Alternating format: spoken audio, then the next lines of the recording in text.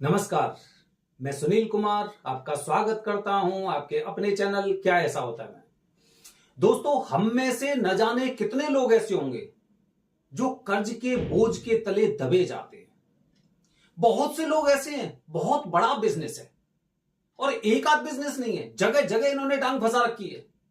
काफी लोग ऐसे जो आजकल ट्रेडिंग कर रहे हैं, शेयर मार्केट में पैसा लगा रखा है, लेकिन कर्ज इतना बढ़ता जा रहा है, इतना बढ़ता जा रहा है कि इनको सबसे ज्यादा टेंशन हो रही है, बहुत ज्यादा परेशानी हो रही है कि ना तो ट्रेडिंग में पैसा बन रहा है, ना शेयर मार्केट में पैसा बन रहा है।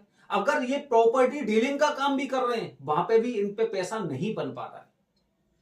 यहां तक कि मैंने बहुत से लोगों के मेरे पास फोन आया, उन्होंने मुझे बताया है कि पता नहीं कर्जा खत्म नहीं हो रहा है, हर प्रकार का प्रयास किया।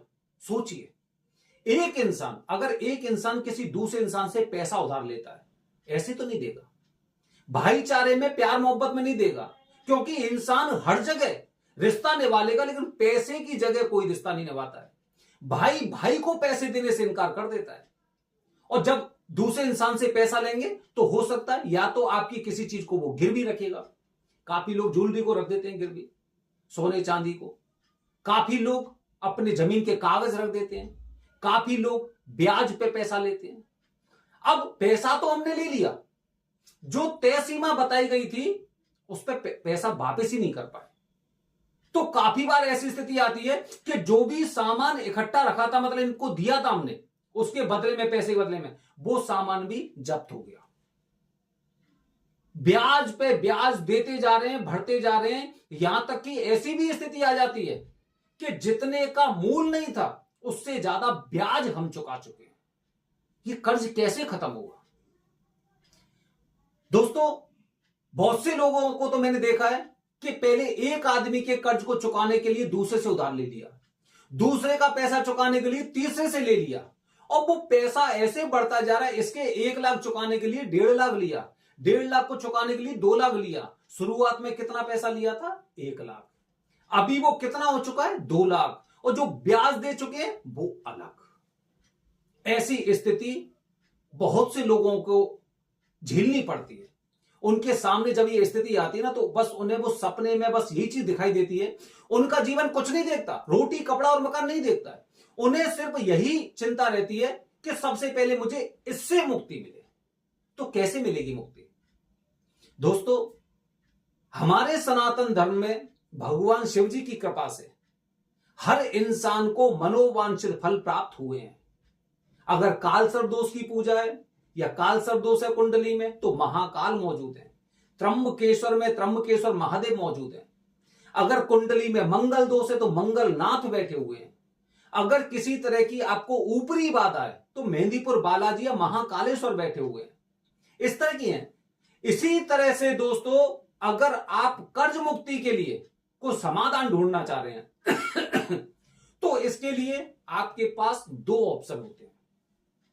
पहला ऑप्शन ये होता है, ऋण मुक्तेश्वर महादेव में एक पूजा की जाती है। यह पूजा एक विशेष तरह की पूजा होती है। काफी लोग इसे पीली पूजा बोलते हैं। पीली पूजा मतलब यह है कि एक तरह से भगवान विष्णु से भगवान शिव जी के मंदिर में आकर ये पूजा की पद्धति कुछ इस तरह की होती है कि हम भगवान से बस इसी चीज की प्रार्थना करते हैं कि हमारा जीवन कष्टमय है, हमें इस ऋण से मुक्ति चाहिए। यह पूजा भी मान के चलिए करीब 1.5 से 2 घंटे की पूजा होती है, जो विधिवत तरीके की पूजा होती है।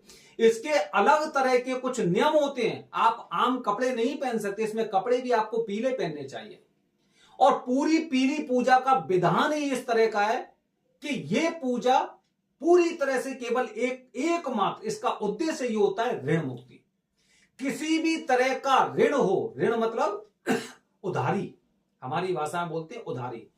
आपने किसी से भी पैसा उधार लिया हो, समय पर आप उसे नहीं चुका पाए, या फिर आपने बैंक से लोन लिया हो, आपको जगह जगह घाटा हो रहा हो, तो यहां पर यह पूजा की जाती है। अगर पूजा की बात करूं दोस्तों, तो पूजा हमेशा, ध्यान रखिए, पूजा हमेशा भगवान गणपति की पूजा से ही शुरू होती है। भगवान गणपति की, क्योंकि प्रथम देवता इनको माना गया है, प्रथम देवता। तो भगवान गणपति की का आशीर्वाद लेने के पश्चात इस पूजा के अलग अलग स्टेप होते हैं। आप अपने जीवन में किसी भी तरह के कष्ट झेल रहे हैं, उज्जैन में यह मंदिर मौजूद है, उज्जैन में, जिनका नाम है ऋण मुक्तेश्वर महादेव।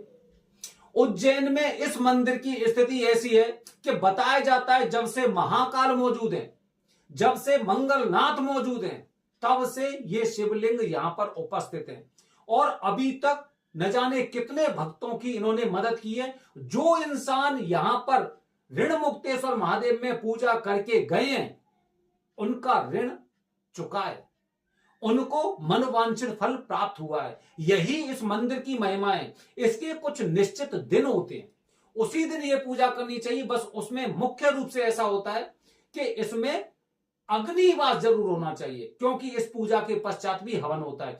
बाकी इस पूजा के अलग अलग दिन होते हैं। ऋण मुक्तेश्वर महादेव की पूजा करने का ऐसा नहीं कि आप कभी भी पूजा कर सकते हैं। इस पूजा के दिन होते हैं, जिनमें सर्वश्रेष्ठ जो दिन होता है उसमें गुरुवार का दिन माना जाता है, इसीलिए पीली पूजा बोला जाता है इसे।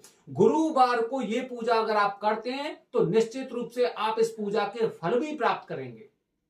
कहते ना कि इंसान की पहले पूंछ थी, उसका कोई यूज नहीं था तो वो गायब हो गई, ऐसा हमने सुना है, किताबों में पढ़ा है। इसी तरह से जो भी शिवलिंग मौजूद हैं, अगर उनमें शक्ति नहीं होती तो अब तक लुप्त हो चुके होते। आज भी इस मंदिर को देखेंगे, ऋण मुक्तेश्वर महादेव के मंदिर को, कि आज भी लोगों की इन पर जो श्रद्धा है, जो विश्वास है, वो दिन प्रतिदिन बढ़ता जा रहा है। पता नहीं इस मंदिर में ऐसी चमत्कारी क्या चीज होती है कि यहां पर पूजा करने के पश्चात लोगों के कर्जे खत्म हो जाते हैं। लोगों ने कहीं से कुछ ऐसा उधारी लिया हो, वो उधारी खत्म हो जाती है। बस कुछ चीजों का आपको विशेष रूप से ध्यान करना होगा, जो पूजा के पश्चात गुरुजी आपको बताते हैं। तो दोस्तों, चिंतित होने की आवश्यकता नहीं है, किसी भी तरह से परेशान होने की आवश्यकता नहीं है, आपको सपने देखने की आवश्यकता नहीं है और आपको बिल्कुल भी दुखी होने की आवश्यकता नहीं है। यह सनातन धर्म है। यहां पर हर प्रकार की लोगों की जो भी इच्छा होती है, मनोवांछित इच्छा होती है, उनको पूरा करने के लिए सनातन धर्म में, वेदों में, शास्त्रों में बताया गया है कि इंसान अगर चाहे तो कुछ भी कर सकता है, कुछ भी कर सकता है। ये तो ऋण मुक्ति छोटी मोटी चीजें होती हैं, तो इनकी भी पूजा आप यहां पे निश्चित रूप से कर सकते हैं। जब आप उज्जैन आएंगे तो आप देखेंगे कि यहां पर पूजा का विधि विधान कैसा है, कि लोग कैसे लाइनों में लगे रहते हैं। बहुत बड़ी बड़ी यहां पर पूजा होती है। तो दोस्तों, आप बिल्कुल चिंता मत करिए, बस प्रयास करिए कि उज्जैन आइए और एक विशेष मुहूर्त में इस पूजा को आप करवाइए। आने वाले वीडियो में दोस्तों आपको बता रहा हूं, बहुत से लोग ऐसे हैं जो अपनी खाट से उठ नहीं पा रहे हैं। ऐसा लग रहा है कि कुछ मृत्यु तुल्य कष्ट उन पर आ चुका है।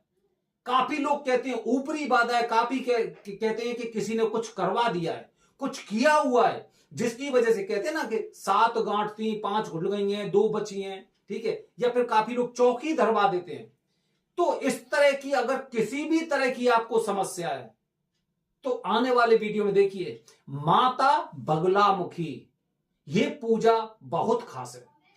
मृत्यु तुल्य कष्ट अगर कोई आप पर प्रहार भी कर रहा है तो आपसे टच नहीं होगा। ये बगलामुखी माता का आशीर्वाद है। आगे वाले वीडियो में हर हर महादेव, हरिओम।